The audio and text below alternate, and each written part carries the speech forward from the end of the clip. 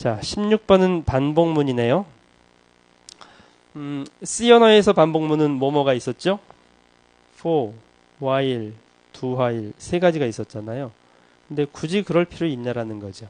C 언어 제가 설명할 때, 반복 설명할 때 for나 while이나 거의 차이가 없다고 했죠. 그 while문 전혀 안 써도 돼요. for문 사용하면서 괄호 안에 콜론, 세미콜론으로 구분된 세 부분, 첫 번째 부분, 세 번째 부분을 그냥 비워두면 while하고 거의 같죠. 완전히 같은가요? 조금 다르긴 해요.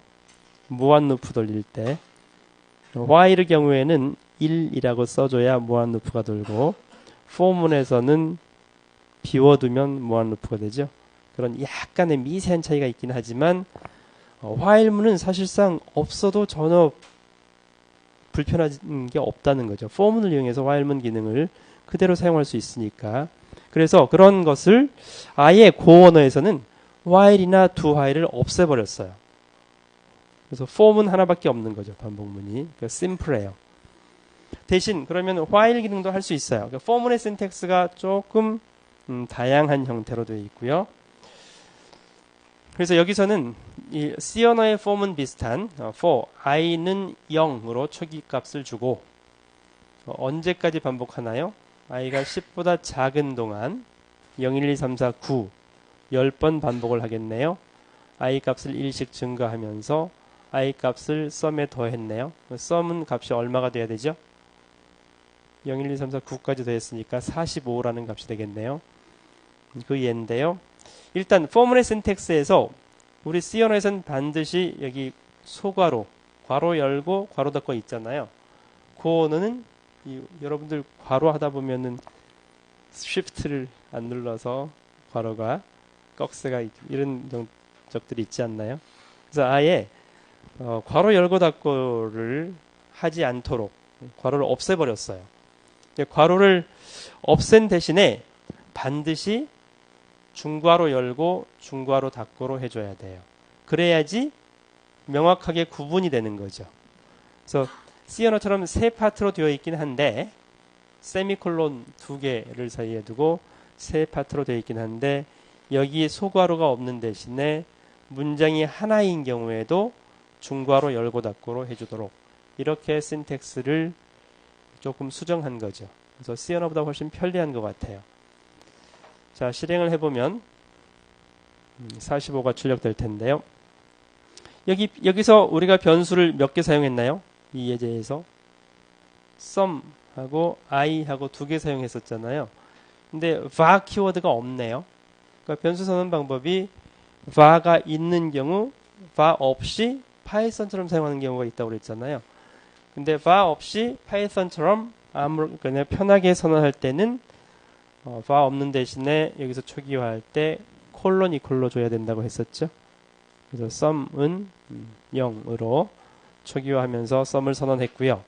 또 i라는 변수도 i는 콜론 이퀄로 해서 이렇게 var라는 키워드 없이 정수로 선언하면서 콜론 이퀄로 0이라는 값을 초기 값으로 준 거죠. 그래서 이렇게 상당히 편리한 형태로 고 언어를 설계한 거죠. 자, 두 번째 form은 형태. 이건 어떤 형태인가요? 여기 세미콜론 두 개가 없네요. 그러면 C 언어의 while 문하고 똑같아요.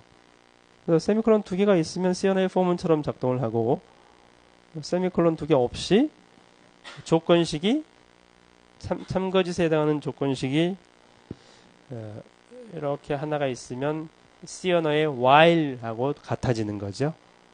그래서 마찬가지로 실행해 볼 수 있고요. 자, 18번. 방금 전이었네요. while문. 19번. 그럼 무한루프 사용할 때는 여기 아무것도 없으면 돼요. for 안에 아무것도 없이 중괄호 열고 닫고만 있으면 그 부분이 무한루프가 돌겠죠. 이건 계속 돌기만 하네요. 프린트문이라도 하나 넣어놓을 걸 그랬네요. 어쨌든 무한루프를 사용하는 방법 for문에서 다음에 이제 조건문이 필요하죠. if문. if문도 신텍스가 for문 신텍스랑 유사해요. C 언어에서는 반드시 소괄호 열고 닫고 안에 조건을 줬었는데 그게 없는 대신에 항상 중괄호 열고 닫고 안에 문장을 써주는 거죠. 여기서는 square-root를 정의해봤네요. float 64비트 실수 값을 x로 받아서 return value는 string이고요. x 값이 0보다 작으면 square root 마이너스 x에다가 i자를 붙여서 string으로 만들어서 출력을 해줬고요. 그렇지 않은 경우에는 sprint라는 함수를 콜해서 math 라이브러리에 있는 square root 함수를 콜해서 sprint는 string으로 출력하는 함수인 거죠. 그리고 여기서는 square root 마이너스 x는 string으로 return을 받네요. return을 이 값을 받아서 string 플러스 string이죠. 그러니까 string concatenation이네요. string concatenation을 플러스 연산자를 이용해서 정의를 해봤고요. 20번, 21번 이 파워 기능이네요. 거듭 제곱 x의 y승.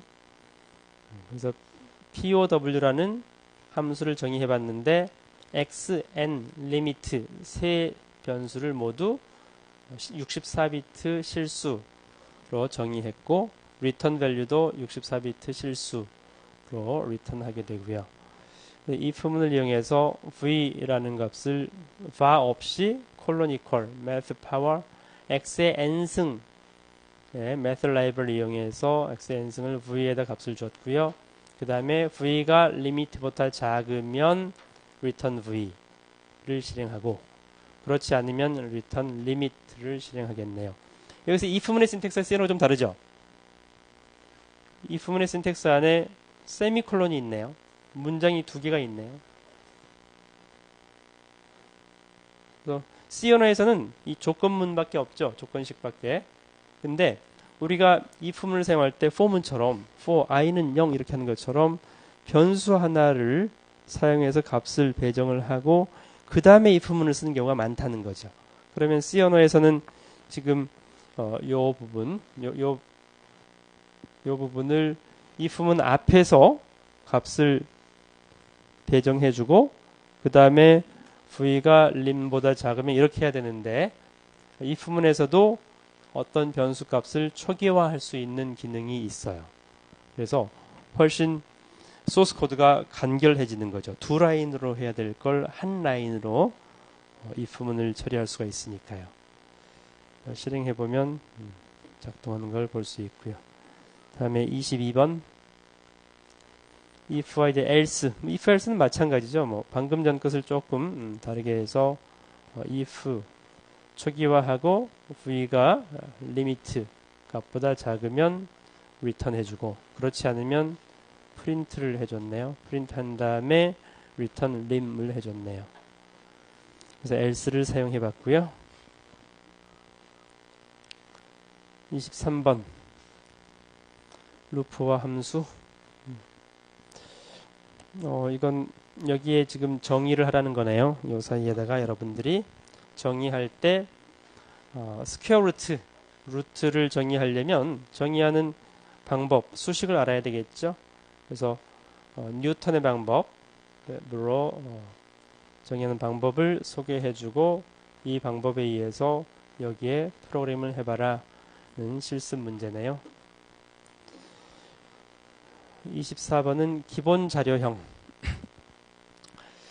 고온의 기본 자료형, 아까 float 64를 한번 써봤었는데요. 뭐 int도 있었지만 기본적으로 boolean 타입, bool이 있고요.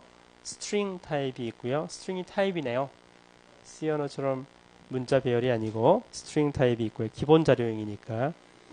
그래서 정수는 int가 있고 int 8, int 16, int 32, int 64가 있어요. 그러니까 C 언어 경우에는 C 언어 경우도 int가 있죠. 8비트 인티저가 try였죠. 또 자바에서는 바이트였고요. 그렇게 했는데 고어에서는 일관성 있게 정수는 모두 인트로 시작하고 있네요. 8비트 인티저, 16비트 인티저, 32비트 인티저, 64비트 인티저. 다음에 unsigned int 마찬가지 uint가 있고요. 8비트 unsigned 인티저, 16비트, 64비트 인티저. uint ptr 타입도 있네요. signed, unsigned를 일관성 있게 int 키워드를 이용해서 타입 이름을 정의를 했고요. 바이트 타입도 있네요. 바이트 타입은 uint 8하고 같은데 자바의 바이트하고 똑같네요. 그러니까 에일리어스 기능이 있어서 바이트라고 선언하든 uint 8로 선언하든 이건 이제 여러분들이 선언하고자 하는 변수를 어떤 목적으로 쓸 거냐, 8비트 문자로 사용할 거냐, 8비트 정수로 사용할 거냐에 따라서 바이트로 선언해도 된다는 거죠. RUNE라는 타입도 있네요. 이것은 int 32하고 같은 타입이고요.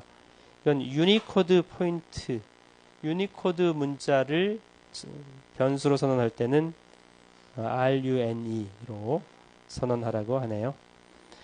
그 다음에 실수의 경우에도 32비트 실수가 있고 64비트 실수가 있잖아요. 플로우트 더블, 그것을 플로우트로 통일해서 플로우트 32, 플로우트 64. 또 복소수 타입이 있네요. 컴플렉스 64, 컴플렉스 128. 이렇게 기본 자료형들을 소개하고 있고요. 그래서 기본 자료형들을 이용해서 변수 이름 toB를 불린 타입으로 false, maxint는 uint 64로 해서 이렇게 값을 줘봤고요. 컴플렉스 128로 해서 복소수를 선언해봤네요. 네, 그런 예고요. 다음 25번은 구조체네요. 구조체 선언할 때는 타입이라는 키워드로 선언을 하고 구조체 이름을 vertex라고 했네요. 그 다음에 struct 키워드로 하고 구조체의 각 필드를 중괄호 열고 닫고의 한 라인에 하나씩 x라는 필드 int 타입, y도 int 타입으로 선언해봤죠. 그렇게 해서 실행을 해보면 여기서 vertex 중괄호 안에 두 개의 값 x는 1, y는 2라는 값으로 출력을 해봤네요. 구조체 26번은 구조체의 필드. 방금 전에 필드가 xy가 있었는데 vertex 1, 2로 이렇게 하면 구조체 값 하나가 만들어지는데 이 구조체 값 하나 만들어진 것을 v라는 구조체 변수에다가 assign 해봤고요. var가 있으면 equal로 해야 되고 var가 없으니까 콜론 equal로 해서 해봤고 각 필드 x, y를 액세스할 때는 C 언어처럼 변수, 구조체 변수 v.x를 4로 바꿔줬네요. 지금 1이 들어있었을 텐데 그 값이 바뀌어 있는지 실행해 본 거죠.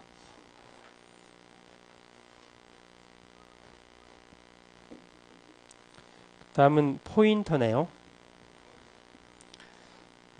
포인터를 선언할 때는 지금 방금 전 그 구조체 예에서 P는 vertex, 이 구조체 변수 하나를 만들었고요. 생성했고요. Q의 주소 연산자 ampersand로 해서 Q라는 포인터를 하나 더 만들었네요. 포인터를 하나 더 만들면 여기서는 포인터라기보다는 reference 타입이죠. 그래서 PQ가 aliasing 된 거죠. 같은 곳을 가리키게 되는 거죠. 그래서 P가 1, 2 값을 가지고 있는데 이 P 위치를 Q를 통해서 액세스할 수 있도록 Q는 ampersand P로 했고요. 그럼 Q.X를 1 곱하기 10의 구승으로 바꿔봤네요. 그러면 여기 1 위치가 10의 구승으로 바뀌어 있겠죠. 네, 이렇게 10의 구승 y 값은 2 그대로 남아 있고요. 네, 포인터 예를 들었고요. 구조체 리터럴은 방금 전에 봤던 이렇게 vertex, 초기 값을 두 개를 주어서 하면 이 자체가 리터럴이 되는 거고요. 이것을 앰퍼샌드로 해서 또 하나를 더 만들었네요. rs. 그래서 출력해 보면 값이 어떻게 나올까요? PQ가 조금 다르네요. 차이점이 버텍스 값이 그대로 P를 액세스하느냐, 이것의 주소를 Q로 액세스하느냐, 그런 차이네요.